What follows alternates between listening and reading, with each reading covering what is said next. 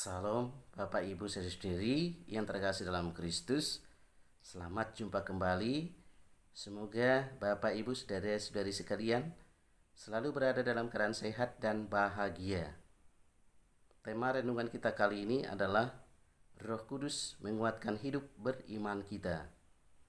Bahan renungan dari Injil Yohanes bab 14 ayat 5 sampai dengan 16. Dilanjutkan dengan ayat 23b sampai dengan 26. Pada hari ini kita merayakan Hari Raya Pentakosta, Hari Raya turunnya Roh Kudus atas para rasul. Dalam bacaan Injil kita mendengarkan Roh Kudus dalam bentuk lidah-lidah api hinggap di atas kepala para rasul. Roh Kudus merupakan daya ilahi yang mengobarkan semangat hidup beriman para rasul pada waktu itu, membuat mereka berani bersaksi tentang kebangkitan Kristus. Mereka selalu hidup dalam persekutuan dan juga menyebabkan mereka aktif dalam pelayanan kasih kepada sesama.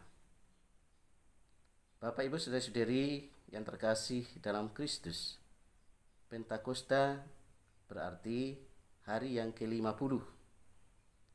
Hari Raya Pentakosta jatuh pada hari yang ke-50 sesudah Hari Raya Paskah.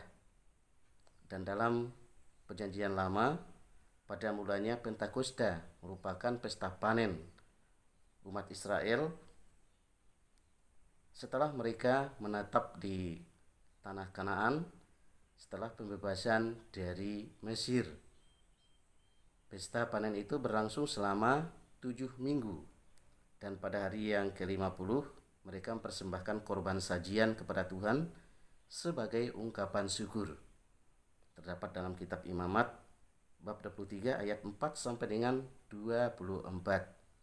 Dalam perkembangan selanjutnya, pesta panen diangkat menjadi pesta liturgis yang dikaitkan dengan peristiwa penampakan Tuhan kepada Nabi Musa di Gunung Sinai, di mana pada saat itu diturunkan juga ke-10 perintah Allah.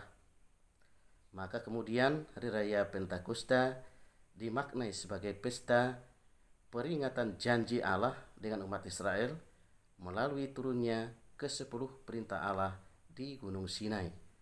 Terdapat dalam kitab Ulangan bab 5 ayat 4 sampai dengan 5. Bapak Ibu saudara-saudari yang terkasih dalam Kristus, bagi gereja, bagi kita semua, Pentakosta merupakan peringatan atas turunnya Roh Kudus atas para rasul. Terdapat dalam Kisah Para Rasul bab 2 ayat 1 sampai dengan 11. Roh Kudus itu sebagai daya ilahi yang mengobarkan semangat hidup para rasul pada waktu itu. Dan setelah menerima anugerah Roh Kudus, para murid semakin beriman kepada Yesus sebagai juru selamat. Mereka berani bersaksi tentang Kristus yang bangkit, dan kemudian mereka juga mengajarkan tentang pertobatan sehingga banyak orang bertobat pada waktu itu.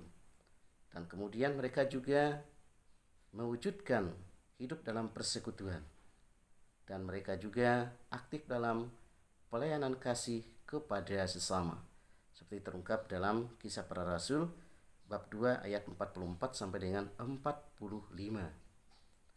Bapak Ibu saudara-saudari yang terkasih dalam Kristus, Roh Kudus juga dianugerahkan kepada kita masing-masing.